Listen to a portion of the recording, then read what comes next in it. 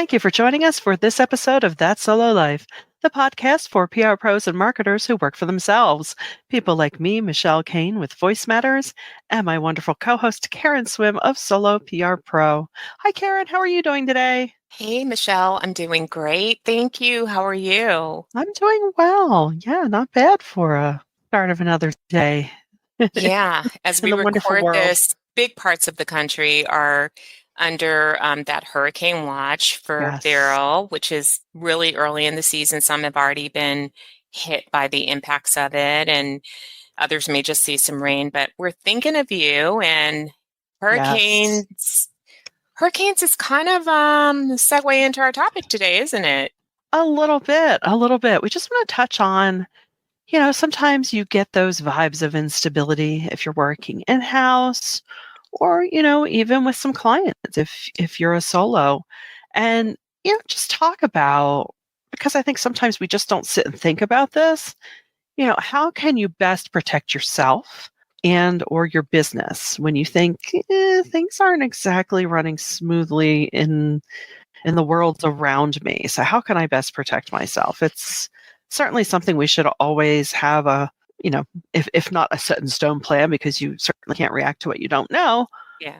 but ways you can be proactive in the event that this happens. And I think we should always be ready for anything, right?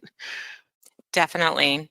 I we have certainly, and if you've been in business any length of time, you've certainly endured periods of economic instability, where there's tumult in the world around us. The economy is, maybe it's even good. Like right now, technically, our economy is not horrible, but we don't feel great about it and we don't feel stable about it.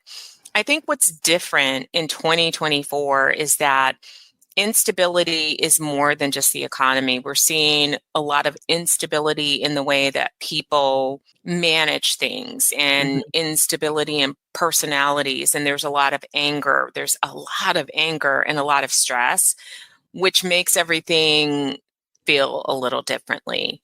Oh, you said it, and I think it still does stem from. Let's face it, we had the 2016 election, then we had COVID, and all of the things that go with that. You've had major governmental decisions from the court over the past few years, which also, Yeah. there has we haven't had a steady stream of boring in so long, or things that you can easily compartmentalize. Sometimes heavy things happen, but it might not touch you. So you can think, oh, well, okay, that's bad. But we have not had that luxury in quite some time. And that definitely affects your decision making capabilities, even whether Yeah. consciously or subconsciously, quite frankly. You can think you're doing okay, and then something happens and you just kind of go, oh.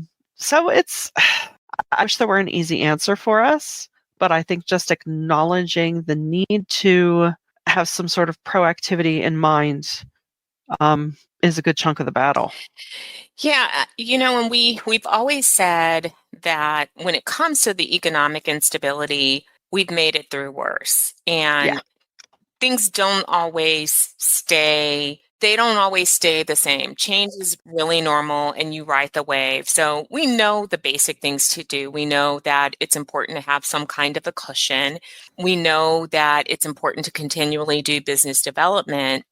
I think what's different now is that I would say that it's also more important than ever to really future proof your income and your business by looking ahead to see what skills are going to be in demand and making sure that you've upskilled your knowledge level, your expertise, that you're really taking some time out and really being reflective about what are the things that you may not need to participate in materially anymore, and how can you spend your time?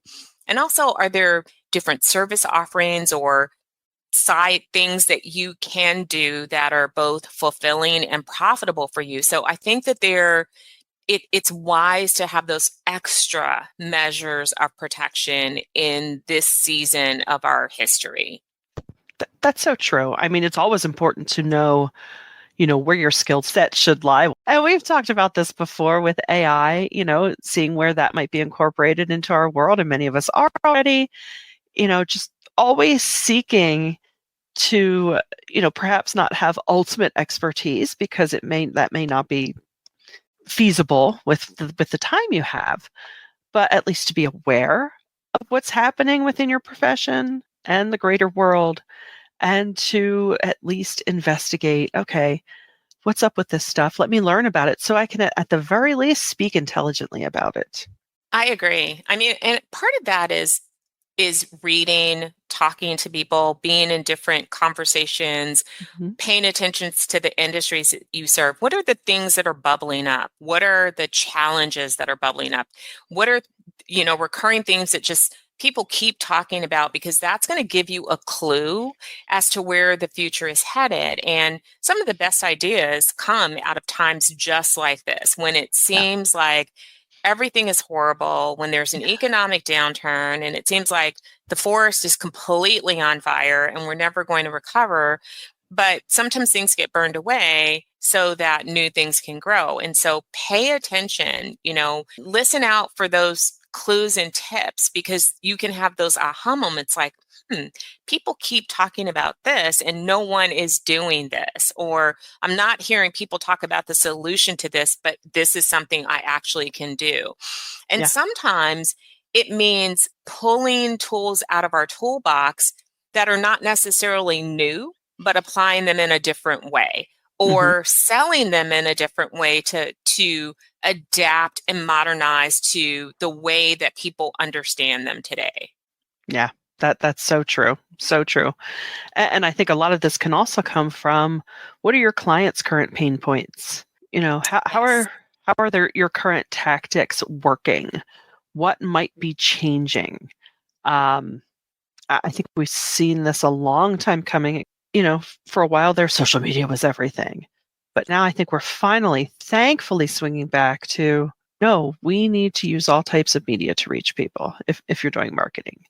It can't just be the one thing or two channels, because that's only yeah, a microcosm of your audience. So I think within that, we need to be open to possibilities and just really follow where things go, as opposed to trying to control them. Now, whether that's with a project or your career, you know, and sometimes I it's just agree. nice to check in with yourself and say, hey, do I still like what I'm doing? I How else agree. could I switch up my company or my offerings to be a little different, to keep me engaged, or to give my company a fresh face, or even a fresh, I don't know, I don't want to say the word division, but a fresh offering to talk about, like you alluded to earlier. I think all of these things help us stay excited about what we do, which helps us get through these uncertain times.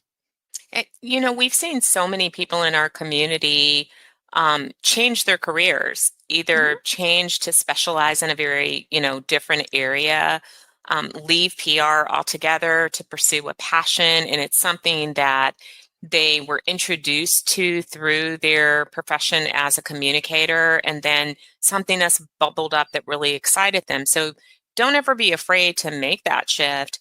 Sometimes it is a complete, shift out of PR. It, in the past year and a half, I have never personally known so many people who have left the profession. And I've never seen media relations be the reason that a lot of people were like, okay, I'm out. This is where I opt out of the system. And it's one of the reasons why I personally have never liked to lean only on that lever. Some Right. people do, and they do a great job at it, and that's their area of expertise. It's all they do. But um, it's it's a different landscape. I'm not going to say that it's harder.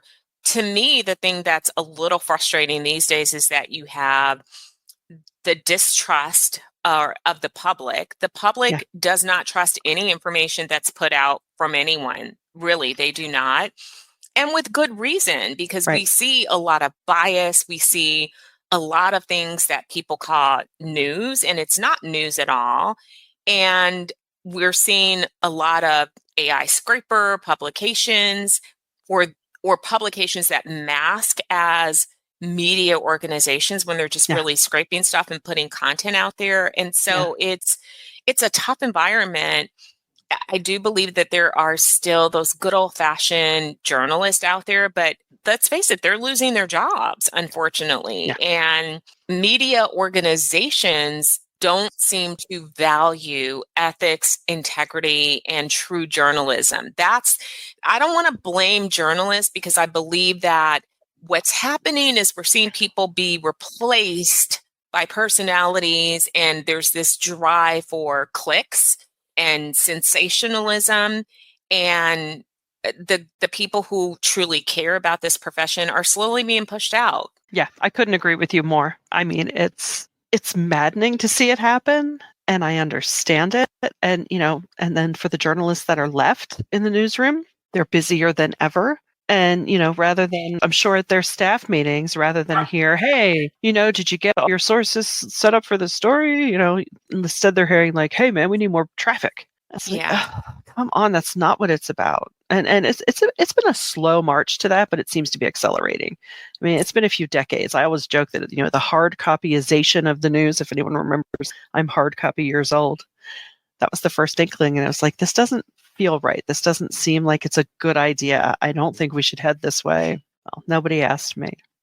Yeah, one day we'll have to have some experts on to talk about Yeah, the changing journalistic landscape. But it's interesting because we're also seeing a decline in the creative arts, and it's not because of the creators. It's just we're in this very weird time where we can't get facts and we can't get good entertainment either. Um, because things aren't getting made, the industry yeah, hasn't rebounded in the way yeah, that we had hoped, and so yeah. we're in like this deficit Weird. period that's really not fun. I love that deficit period. I was feeling that even when I thought I'm in the mood to go to the movies. And I'm like, I'm sorry, but the blockbusters this summer, they're not really for me. I want to sit in a dark room with my popcorn and be entertained. But then I thought, okay, I think this is still the writer's strike shaking out. So hopefully next summer will be different. Maybe. It's this push towards everything is driven by money, and the Yeah. people who are seeking those revenue streams are so focused on the numbers that they've forgotten about their publics. Yeah. Which we in communications never do. We No. are always thinking about the publics and their best Exactly. interest in trying to serve them. Which is why we have this malaise. So true. But don't let it get you down. We won't let it get us down.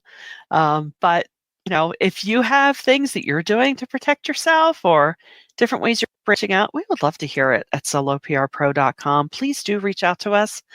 We don't want to be the only ones talking at you. We want to hear from our listeners. And if you did get value out of this today, we would love if you would share it around. And until next time, thanks for listening to That Solo Life.